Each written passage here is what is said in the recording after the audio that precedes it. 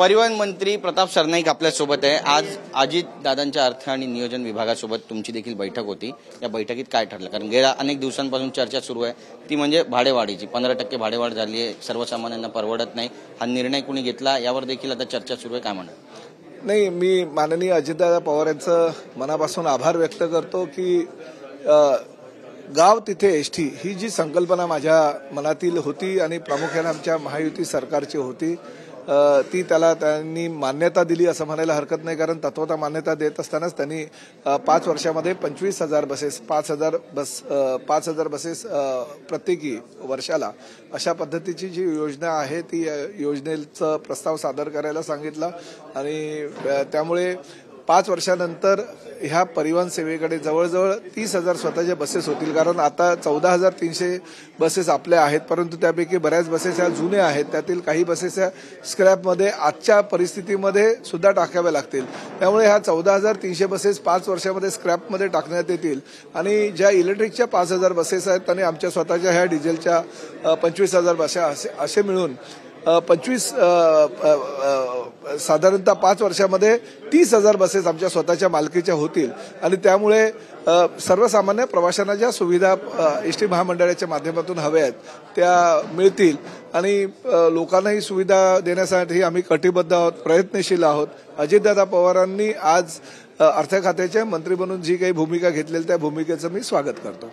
पण सुप्रियाताईंनी 15%ची जी दरवाढ झाली आहे एसटीची त्याच्याबद्दलही म्हटले की त्या तुम्हाला कॉल करणार, त्यामुळे त्यांचा तुम्हाला कॉल आला होता का? काही चर्चा झाली आहे का याबद्दल? नाही, अद्यापपर्यंत तरी सुप्रियाताईंचा मला कॉल आलेला नाही, परंतु एक गोष्ट मात्र नक्की आहे की सुप्रियाताई तळागाळातल्या जनतेशी जे प्रश्न आहेत त्या प्रश्नांमध्ये नेहमीच ते अतिशय चांगले विषय घेत असतात आणि त्यांच्या ज्या समस्या आहेत त्या कानावर मंत्री म्हणून प्रत्येकाच्या टाकत असतात। त्यांनाही कल्पना आहे की एसटी महामंडळाची परिस्थिती अतिशय वाईट आहे। गेल्या 3 ते 4 वर्षापासून दरवाढ झाली नव्हती। खरं तर त्या दरम्यान डिझेलचं दर वाढले, त्याचबरोबर पेट्रोलचे दर वाढलेत, तुमचे टायरचे दर वाढलेत, कामगारांच्या ज्या पगार होते ते पगार वाढले आहेत आणि अशा परिस्थितीमध्ये दर वाढ ही अपरिहार्य होती, पण काही वर्षापासून ती झाली नव्हती। त्यामुळे आमच्या प्रधान सचिवांनी जे त्यांना 1988 साली 68(2) नुसार जी परमिशन मिळालेली आहे त्या परमिशनचा आधार घेऊन त्यांनी 23 तारखेला दुपारी 4 वाजता ती दरवाढ केली आणि 24 तारखेला मध्यरात्रीपासून ती लागू केली। त्यामुळे परिवहन सेवेचं जे नुकसान दर दिवसाचं 3 कोटी रुपये होत होतं ते आता कुठेतरी त्याला लगाम लागेल। संभाजीनगर आणि मराठवाड्यामध्ये एसटीची जी भाडेवाढ झाली आहे त्याबद्दल आता आक्रोश सुद्धा व्यक्त केला जातोय, बरीचशी चर्चा रंगते। हा आक्रोश जो आहे तो कसा थोपवणार सरकार? मी आता हे आक्रोश थोपवण्यासाठीच मी आज अजितदादा पवारांकडे गेलो होतो की लोक दरवाढ जी होते ती थोड्याफार प्रमाणात ऍक्सेप्ट करतील, परंतु लोकांना सुविधा देणं गरजेचं आहे।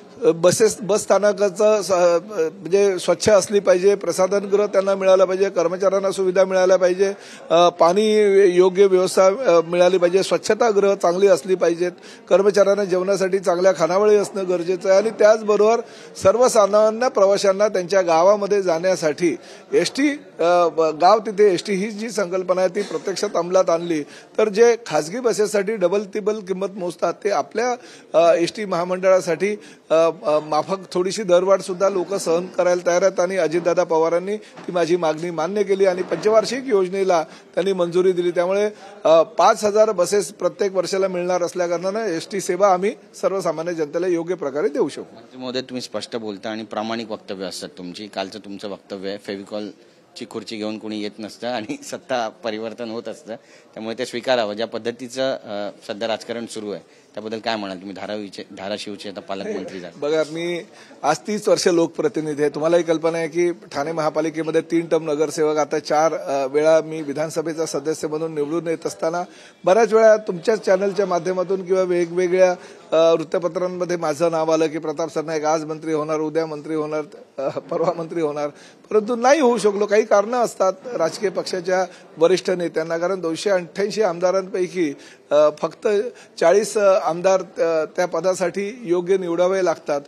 कोणाला आज संधी मिळते, कोणाला उद्या संधी मिळते, कारण ती संगीत खुर्ची असते, कधी आज तुमच्याकडे कधी दुसऱ्याकडे. त्यामुळे फेविकॉलचा घेऊन तर कोणी आलेला नसतो असं माझं मत आहे. आज मला मिळाली, उद्या त्यांना मिळेल, परवा अजून तिसऱ्या कोणाला. म्हणून तुमच्या सहकाऱ्यांना पोटदुखी झाली असं म्हणतात? नाही, असं काही नाही. आणि तानाजी सावंतांबद्दल जर तुम्ही विचाराल तर तानाजी सावंत एकनाथ शिंदेंवर विश्वास टाकणारे अतिशय चांगले शिवसैनिक आहेत. अतिशय चांगल्या प्रकारचं काम त्यांनी धाराशिवमध्ये केलेलं आहे आणि चांगले लोकप्रतिनिधी म्हणून त्यांनी नाव कमावलेलं आहे आणि एक चांगला शिवसैनिक, ज्येष्ठ शिवसैनिक म्हणून ते परिचित आहे.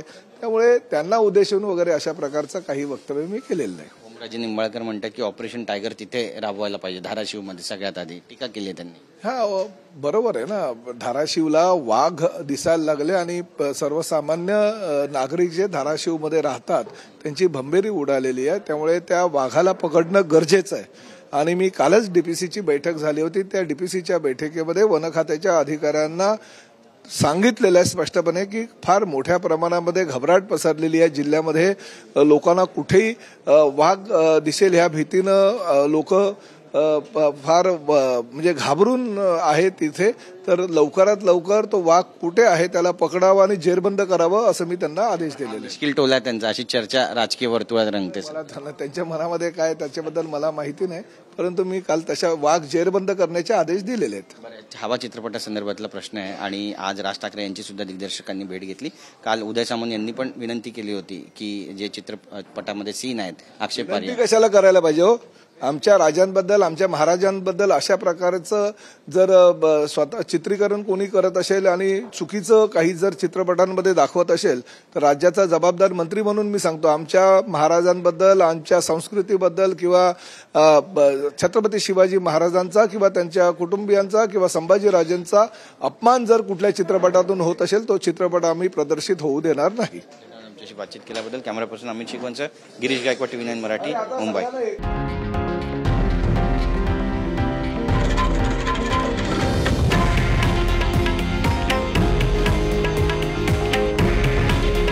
हे आहे देशातील नंबर 1 न्यूज नेटवर्क आणि आपण पाहत आहात TV9 मराठी.